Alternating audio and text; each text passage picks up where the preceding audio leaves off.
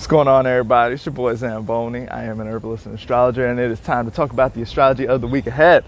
Thank you so much to everybody who shows up with tips via PayPal, Cash App, Venmo. Thank you so much for joining the Patreon, where I do a lot of content like this about how to ride the waves and what we can do to bring our best benefit into our own lives and to our communities.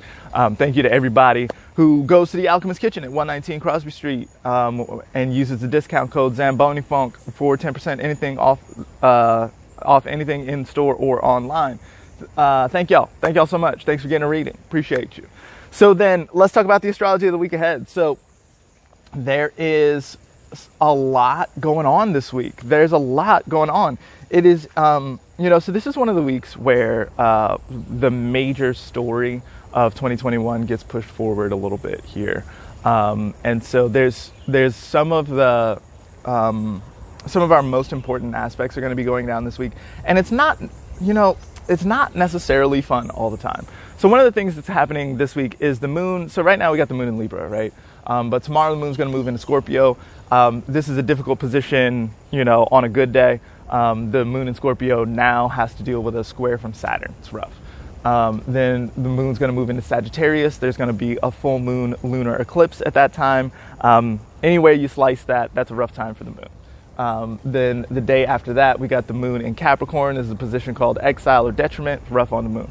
Day after that, a couple of days after that, we're going to be the moon in Aquarius, which is going to be conjunct Saturn. And so this is just rough, basically all week, and that's as far as moon things are concerned, right? So the moon a lot of times has to do with like how you feel in your body, how you feel in your mind. Are you eating enough food? Are you drinking water? Are you sleeping properly? Are you doing drugs? Like all these things have to do with how you feel in your body and in your mind, right? And so we can see things like comfort and stability and warmth and feelings of home and nourishment, all this sort of stuff. Getting a little roughed up this week, right? Having a little bit of a tough time. A square to Saturn when the moon is in Scorpio is going to be like, Saturn's like, no, you haven't done your work yet.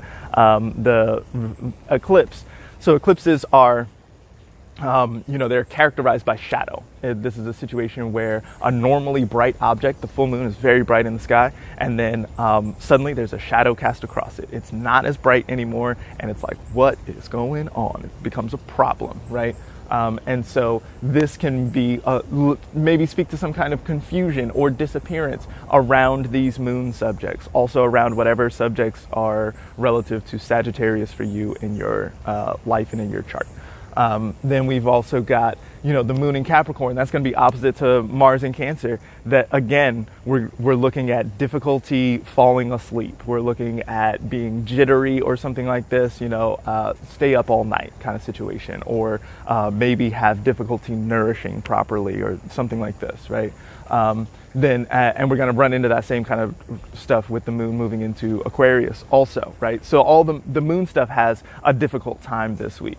Now, the good news here is that there is some hope. There is the benefics are in good position to help us out this week, and we're really excited for that. So we've got this full moon lunar eclipse. This is about to happen in Sagittarius, right? Sagittarius is a sign that is ruled by Jupiter.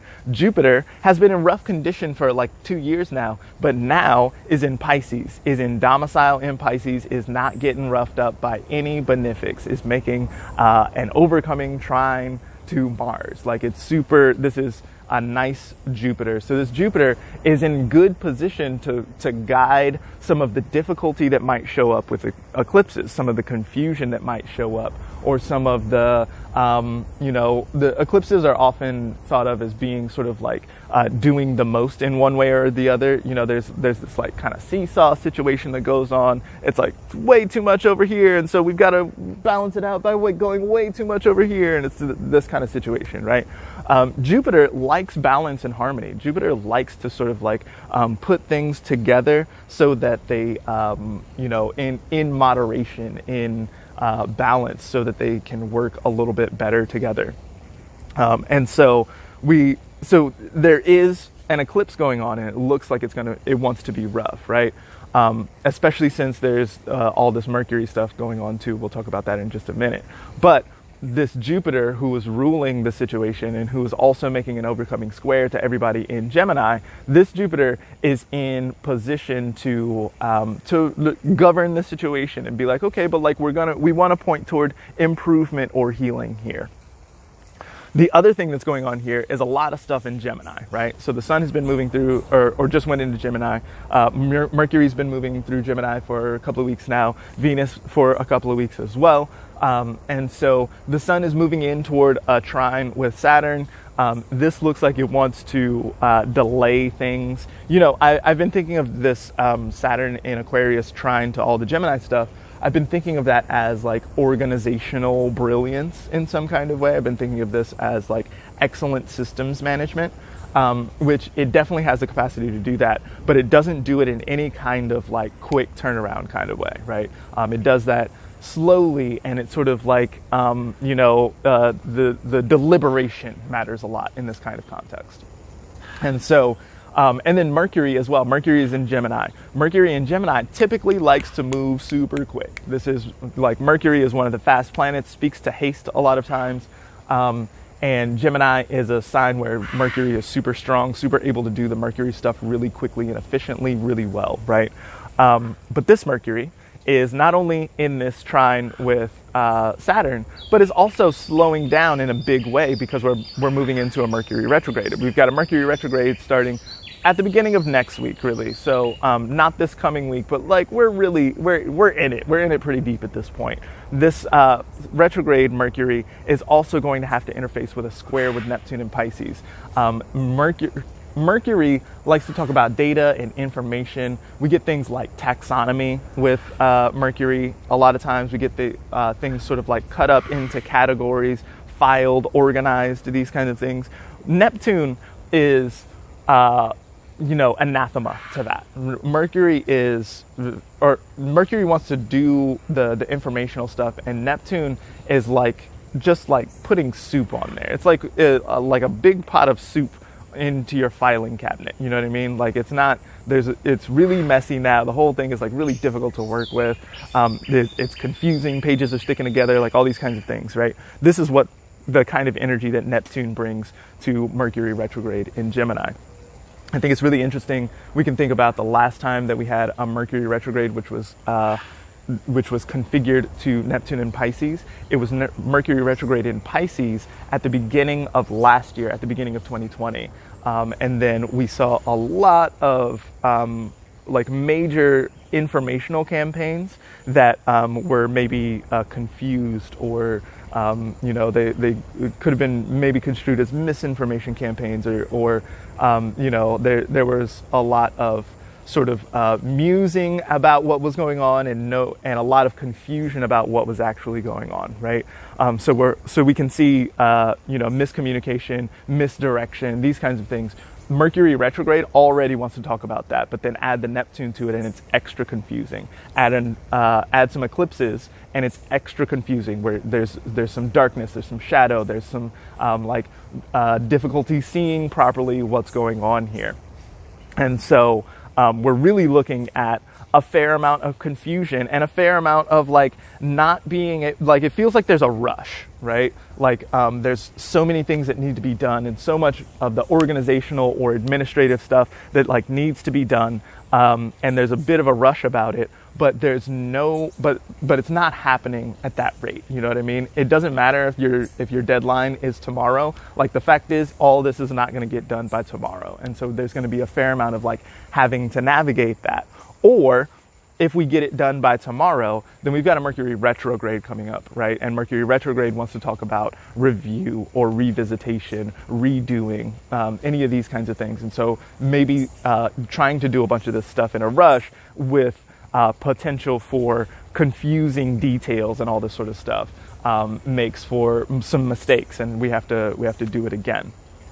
Now, again, I mentioned that we have benefics that are in position to help us, right? First, we had Jupiter, who was ruling the eclipse moon in Sagittarius and is also making a nice square to all this stuff in Gemini. But also, we have Venus present in Gemini.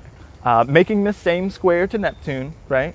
But then also conjoining Mercury.